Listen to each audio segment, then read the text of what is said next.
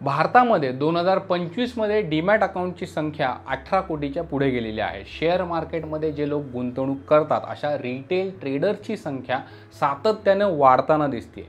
मात्र अनेक जण आता फुल टाइम ट्रेडिंगकडे देखील वळताना दिसतात किंवा तसा विचार तरी करत आहेत। तुम्ही जर अशाच लोकांपैकी एक असाल तर हा व्हिडिओ तुमच्यासाठीच बनवलेला आहे। एक यशस्वी ट्रेडर होण्यासाठी फक्त उत्साह पुरेसा नाही तर तुम्हाला कॅपिटल हवं, शिस्त पाहिजे, स्ट्रॅटेजी पाहिजे। फुल टाइम ट्रेडिंग हा एक रोमांचक मात्र आव्हानात्मक प्रवास आहे, जिथे तुम्ही मार्केटमध्ये जे काही रोज चढ उतार होत असतात त्यामधनं कमाई करू शकता। या व्हिडिओमध्ये आपण भारतामध्ये फुल टाइम ट्रेडर बनण्यासाठी किती कॅपिटल लागतं, कोणत्या ट्रेडिंग स्टाईल तुम्हाला निवडल्या पाहिजेत, कुठल्या गोष्टी तुम्हाला लक्षात ठेवल्या पाहिजेत हे सविस्तरपणे जाणून घेणार आहोत। चला तर मग तुमच्या ट्रेडिंग करिअरची पहिली पायरी आज आपण चढूया। सुरुवातीला फुल टाइम ट्रेडिंग म्हणजे नक्की काय हे आधी आपण जाणून घेऊयात, बरोबर। जेव्हा तुम्ही तुमचा पूर्ण वेळ शेअर मार्केट, कमॉडिटी मार्केट किंवा फॉरेक्स सारखे जे काही मार्केट आहेत त्यामध्ये ट्रेडिंग करण्यासाठी देता त्याला फुल टाइम ट्रेडिंग असं म्हटलं जातं। म्हणजे काय की तुम्ही जर नोकरी करत असाल किंवा तुम्ही एखादा व्यवसाय करत असाल तर तुम्ही नोकरी सोडून देता, व्यवसाय सोडून देता आणि ट्रेडिंग हा तुमचा इन्कमचा प्रमुख सोर्स बनतो। हे ऐकायला जेवढं सोपं आहे तेवढं अंमलात आणायला सोपं नक्कीच नाहीये। ट्रेडिंग म्हणजे फक्त शेअर्सची खरेदी करणं आणि शेअर्स विकणं असं नाही। यामध्ये तुम्हाला मार्केट समजून घ्यायला लागतं, रिस्क मॅनेजमेंट करायला लागतं आणि सातत्यानं इव्हॉल्व व्हायला लागतं, शिकत राहायला लागतं। फुल टाइम ट्रेडर रोज मार्केटमधल्या चढ उतारांवर प्रॉफिट कमावण्याचा प्रयत्न करत असतो। मात्र यासाठी त्या फुल टाइम ट्रेडरकडे 3 गोष्टी असल्या पाहिजेत। त्या 3 गोष्टी कोणत्या तर कॅपिटल असलं पाहिजे, स्किल्स चांगले असले पाहिजेत आणि मानसिक तयारी असली पाहिजे। आज आपण यातल्या पहिल्या पॉइंटवर म्हणजे कॅपिटलवर सविस्तर बोलणार आहोत।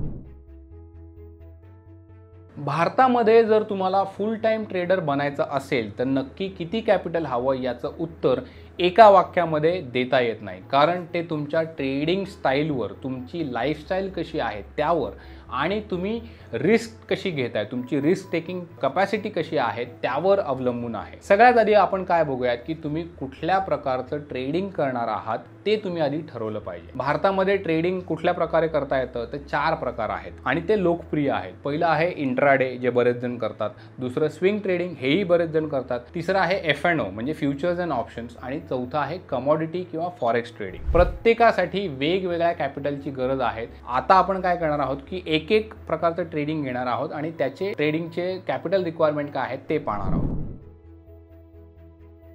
सुरुवातीला आपण इंट्राडे ट्रेडिंग जे आहे त्याबद्दल बोलूया। इंट्राडे ट्रेडिंग म्हणजे काय की तुम्ही एकाच दिवसात शेअर्सची खरेदी करता आणि ती विक्री देखील करून टाकता। यामध्ये तुम्ही मार्केट बंद होण्याच्या अगोदर तुम्ही जी काही पोझिशन घेतलेली असेल ती पोझिशन क्लोज करता। इंट्राडे ट्रेडिंगसाठी किमान 1 ते 2 लाख रुपये कॅपिटलची गरज असते। कारण काय तर मार्केटमध्ये चढ उतार जे आहेत ते लहान असतात। जर तुमचं कॅपिटल कमी असेल तर तुम्ही मोठ्या प्रमाणावर ट्रेडिंग पोझिशन्स ज्या आहेत त्या घेऊ शकणार नाहीत। आता एक उदाहरण द्यायचं झालं की समजा तुमच्याकडे फक्त 50,000 रुपयांचं कॅपिटल आहे असं आपण अज्युम करूयात। तुम्ही 500 रुपयांचा शेअर खरेदी केला तर तुम्ही फक्त 100 शेअर खरेदी करू शकता। जर तो शेअर 10 रुपयांनी वाढला तर तुम्हाला फक्त 1000 रुपये प्रॉफिट होणार आहे। पण आता तुम्हाला त्या ट्रेडसाठी ब्रोकरेज द्यायला लागणार, टॅक्स तुमचा जाणार, हे सगळं वजा केलं तर तुमच्या हाती फारसं काही पडत नाही। त्यामुळे इंट्राडे ट्रेडिंगसाठी किमान 1 ते 2 लाख रुपये जवळ असले पाहिजे, जेणेकरून तुम्ही अनेक शेअर्स विकत घेऊ शकाल आणि प्रॉफिट जो आहे तो तुमचा वाढू शकेल। पुढचा प्रकार आहे तो म्हणजे स्विंग ट्रेडिंग। स्विंग ट्रेडिंग म्हणजे काय करता की तुम्ही शेअर्स विकत घेता, काही दिवसांसाठी किंवा काही आठवड्यांसाठी ते होल्ड करता। यामध्ये तुम्ही मार्केटमधले मीडियम ट्रेंड जे आहेत त्यावर तुम्ही प्रॉफिट कमवायचा प्रयत्न करता। स्विंग ट्रेडिंगसाठी साधारणपणे 3 ते 5 लाख रुपये कॅपिटल असणं गरजेचं आहे। यामध्ये तुम्ही चांगले शेअर्स घेऊ शकतात। उदाहरणार्थ काय की तुम्ही रिलायन्स किंवा टाटा स्टील सारखे शेअर्स जे आहेत त्यावर तुम्ही ट्रेड करत आहात तर या शेअर्समध्ये समजा जर थोडी रिस्क तुम्हाला दिसतीच आहे, कारण तुम्ही शेअर्स जास्त काळ होल्ड देखील करणार आहात। म्हणूनच स्विंग ट्रेडिंग करताना तुम्हाला फक्त कॅपिटल असून चालत नाही तर मार्केटमध्ये जे ट्रेंड्स आहेत त्या ट्रेंड्सचं नॉलेज असणं गरजेचं आहे। पुढचा ट्रेडिंगचा प्रकार आहे तो म्हणजे F&O म्हणजेच फ्युचर्स अँड ऑप्शन्स. हा ट्रेडिंगचा प्रकार जो आहे तो थोडासा रिस्की प्रकार आहे. यातच बऱ्यापैकी लॉसेस झालेले आपल्याला बघायला मिळतात. तुम्ही मार्जिनवर यामध्ये ट्रेडिंग करता, पण यामध्ये रिस्क देखील तेवढीच मोठी असते. F&O साठी किमान 5 ते 10 लाख रुपये कॅपिटल तुमच्याकडे असलं पाहिजे, कारण यामध्ये तुम्हाला मार्जिन द्यायला लागतं. उदाहरणार्थ समजा निफ्टी फ्युचर्सचा एक लॉट तुम्हाला ट्रेड करायचा असेल तर तुम्हाला साधारणपणे 1 ते 2 लाख रुपयांचं मार्जिन लागतं. जर तुम्ही अनेक लॉट्स जर तुम्ही घेणार असाल तर तुमचं कॅपिटल जे आहे ते जास्त तुम्हाला असणं गरजेचं आहे. F&O मध्ये प्रॉफिट मोठा मिळू शकतो का? तर हो, मिळू शकतो, पण नुकसान तेही तितकंच मोठं होऊ शकतं. म्हणून फ्युचर्स आणि ऑप्शन्स मध्ये ट्रेडिंग करण्याआधी तुम्हाला काय करणं गरजेचं आहे तर तुम्हाला चांगलं नॉलेज असलं पाहिजे. या सेगमेंटमध्ये तुमचा ट्रेडिंगचा चांगला एक्सपिरियन्स देखील असला पाहिजे. चौथा आणि शेवटचा ट्रेडिंगचा प्रकार आहे तो म्हणजे कमॉडिटी आणि फॉरेक्स ट्रेडिंग. आता कमॉडिटी ट्रेडिंग म्हणजे काय तर तुम्ही सोनं, चांदी, क्रूड ऑइल सारख्या कमॉडिटीजवर तुम्ही ट्रेडिंग करता. आणि फॉरेक्स ट्रेडिंग म्हणजे काय की तुम्ही करन्सी पेअरवर ट्रेडिंग करू शकता, जसं की USD INR पेअरवर तुम्ही ट्रेडिंग करू शकता. यासाठी कॅपिटलची गरज जी आहे ती जास्त लागते. साधारणपणे तुम्हाला 10 लाखांपासून ते अगदी 1 कोटीपर्यंत कॅपिटल लागतं, कारण लॉट साईज जी आहे ती मोठी असते. मार्जिन रिक्वायरमेंट जी आहे ती साहजिकच त्यामुळे जास्त होते. उदाहरण देतो, MCX वर तुम्हाला जर सोन्याचा एक लॉट ट्रेड करायचा असेल तर साधारणपणे तुम्हाला 8 ते 10 लाख रुपये मार्जिन लागू शकतं. यामध्ये रिस्क आहे का? तर नक्कीच खूप जास्त रिस्क आहे. त्यामुळे बिगिनर्सनं यामध्ये थेट उडी न मारण्याचा सल्ला आम्ही तुम्हाला देऊ. मित्रांनो, हे सगळे आकडे किमान कॅपिटलचे आहेत. फुल टाइम ट्रेडर म्हणून तुम्हाला यापेक्षा जास्त कॅपिटलची गरज आहे. का? कारण मार्केटमध्ये सातत्यानं अनिश्चितता तुम्हाला दिसून येते. तुम्ही जर सतत प्रॉफिट कमवला तर काही असं शक्य आहे का? नाही. तुम्हाला लॉस देखील होणार आहे. प्रॉफिटची सतत तुम्हाला खात्री नसते. कॅपिटल जर कमी असेल तर मार्केटमधल्या संधींचा तुम्हाला पुरेपूर फायदा घेता येणार आहे का? तर ते होणार नाही. फुल टाइम ट्रेडिंग जे आहे ते फक्त कॅपिटल पुरतं मर्यादित नसतं. तुम्हाला इतर काही खर्च करायला लागतात. इतर खर्च कोणते आहेत ते बघा. आता तुम्हाला फुल टाइम ट्रेडर जर बनायचं असेल तर त्यातून तुम्हाला जे काही इन्कम आहे त्या इन्कममधनं तुमचं घरसुद्धा चाललं पाहिजे, कारण तुम्ही नोकरी सोडून दिलेली आहे, व्यवसाय सोडून दिलेला आहे. समजा तुम्ही छोट्या शहरात जरी राहत असाल तरी अगदी कॉन्झर्वेटिव्ह बेसिसवर आपण असं धरूया की महिन्याला एक 25 ते 30 हजार रुपयांचा खर्च आहे. मोठ्या शहरामध्ये जर असाल तर तुम्ही 50 ते 60 हजार रुपयांचा खर्च आहे असं आपण अझम्पशन करूया की सुरुवातीला वर्षाला तुम्हाला फक्त 20 ते 25% प्रॉफिट कमवायचा आहे. याचा 20 ते 25% वर्षाला म्हणतो, म्हणजे महिन्याला तुम्हाला 2% प्रॉफिट कमवायचं आहे. आता तुमची गरज महिन्याला 50 हजार रुपये आहे तर तुमचं कॅपिटल जे आहे ते कमीत कमी 25 लाख रुपये असायला पाहिजे. आता हे झालं फक्त तुम्हाला प्रॉफिट झाला तर, पण पहिल्याच महिन्यामध्ये तुम्हाला लॉस झाला तर मग काय करणार हो?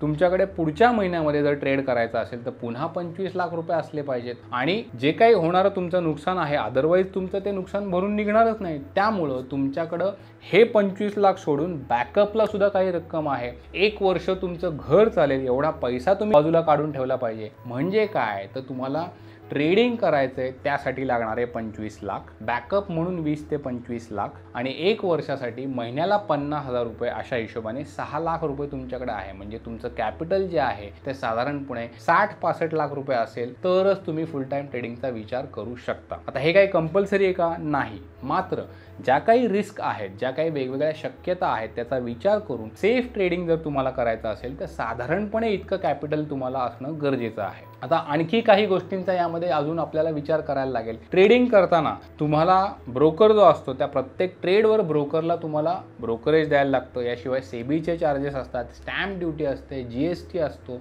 इतर काही टॅक्सेस लागतात. समजा तुम्ही 1 लाख रुपयांचा ट्रेड केला असं आपण धरूयात, त्यासाठी तुम्हाला 100 ते 500 रुपयांपर्यंत ब्रोकरेज लागू शकतात, टॅक्सेस लागू शकतात. हे सगळे खर्च तुम्ही जो प्रॉफिट कमावताय त्या प्रॉफिटवर परिणाम करतात. म्हणून कमी ब्रोकरेज असलेलं डीमॅट अकाउंट तुम्ही निवडलं पाहिजे. ते महत्त्वाचं आहे. झिरोदा म्हणा किंवा अपस्टॉक्स म्हणा, एंजल वन सारखे ब्रोकर जे आहेत ते तुम्हाला कमी खर्चामध्ये चांगली सुविधा देत आहेत, तर तुम्ही त्याचा विचार करू शकता. हे पेड प्रमोशन नाही आहे. तसेच चांगल्या ट्रेडिंगसाठी तुम्हाला टेक्निकल ॲनालिसिसचे सॉफ्टवेअर जे आहेत किंवा चार्टिंग टूल्स जे आहेत, रिअल टाईम डेटा तुम्हाला फीड जे लागतात त्याचं तुम्हाला सबस्क्रिप्शन घ्यायला लागतं. ट्रेडिंग व्ह्यू असेल किंवा मेटा ट्रेडर असेल, ॲमी ब्रोकर असेल, यासारखे वेगवेगळे सॉफ्टवेअर्स म्हणा किंवा वेगवेगळे तुम्हाला सबस्क्रिप्शन आहेत ते तुम्हाला घ्यायला लागतात. त्याचा महिन्याचा खर्च 5,000 पासून 20,000 रुपयांपर्यंत लागू शकतो. तुम्ही जर प्रोफेशनल ट्रेडर व्हायचं ठरवलं तर हा तुम्हाला खर्च नाही तर ही इन्व्हेस्टमेंट आहे, ती तुम्हाला गरजेची आहे. जर ट्रेडिंगसाठी तुम्हाला